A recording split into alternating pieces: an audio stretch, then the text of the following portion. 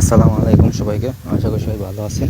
আজকের যে তদবিরটা নিয়ে আসি সেটা হয়েছে গিয়ে এই জিন দ্বারা শত্রুর বাড়ি ধ্বংস করা বা চুরি করা, মানে চোর দ্বারা চুরি করানো। ঠিক আছে, যে কোনো জিনিস চুরি হয়ে যাওয়া, এরকম কোনো কিছু করা আর কি।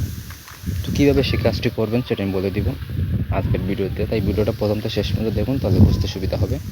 আমাদের দিয়ে যদি ওইরকম কোনো কাজ করতে চান তাহলে অবশ্যই নিচে দু একটা নাম্বার আছে, নাম্বার যোগাযোগ করবেন, ইমো হোয়াটসঅ্যাপ বা সরাসরি কল করবেন। আমরা শতভাগ গ্যারান্টি দিয়ে আপনি সেই কাজটি করে দিব।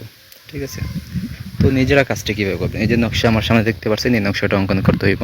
তো ওটা অঙ্কন করবে হচ্ছে গিয়া এই অষ্টতিতা বিষকালি দ্বারা চুতইয়া পাতায় এই নকশা অঙ্কন করিয়া শত্রুর দরজায় গাড়বে। ঠিক আছে, যেই শত্রু আছে ওই শত্রুর দরজায় আপনি তাবিজটা গাড়বে। ঠিক আছে, লিখবেন সে চুতুইয়া পাতায় অষ্টতিতা বিষকালি দ্বারা লিখবেন, একটাই তাবিজ লিখবেন। এটা অমাবস্যা বা পূর্ণিমা রাতিতে লিখবেন।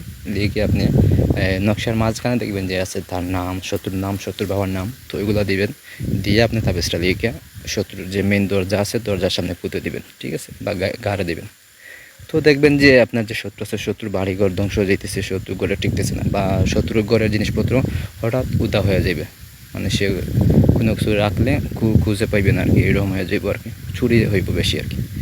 তো এইসব যদি করতে হয়, আপনার যদি কোনো শত্রু থেকে থাকেন, মানে আপনার দুশ্মন থেকে থাকে, আপনার খুব ক্ষয়ক্ষতি করে বা আপনার যে কোনো পথে বাধা হয়ে দাঁড়ান, তো ওইরকম শত্রুকে শাস্তি দেওয়ার জন্য আপনি এটা ব্যবহার করতে পারেন। ঠিক আছে, আমি যে নিয়মটা বলেছি সেই নিয়ম যে আপনার কাজ করবেন, অবশ্যই কাজের ফলাফল পাইবেন। যদি এখানে কোনো কিছু বুঝতে অসুবিধা হয় আমার বলবেন, আমি আর সুন্দর করে বোঝাই দেবো ফ্রিতে। অবশ্যই কীভাবে কাজ করবেন না করবেন সব কিছু আমি বুঝাই দেবো। ঠিক আছে, তাছাড়া নকশা এখানে সুন্দর করে দেওয়া আছে, দৌড়ানো নকশায় সুন্দর করে দেওয়া আছে, শত্রুর নাম এবং বাবার নাম দেবেন। ঠিক আছে, দিয়ে আপনি এটা অঙ্কন করবেন। এটা দেখে দেখে অঙ্কন করতে পারবেন, আমার এখানে যেভাবে দেওয়া আছে ঠিক সেভাবে দেখবেন, দেখে দেখে অঙ্কন করতে পারবেন। ঠিক আছে, অঙ্কন করে আপনি কাজ করেন, অবশ্যই কাজে ফলাফল পাইবেন। তো এইভাবে আজকের ভিডিও। ধন্যবাদ সবাই।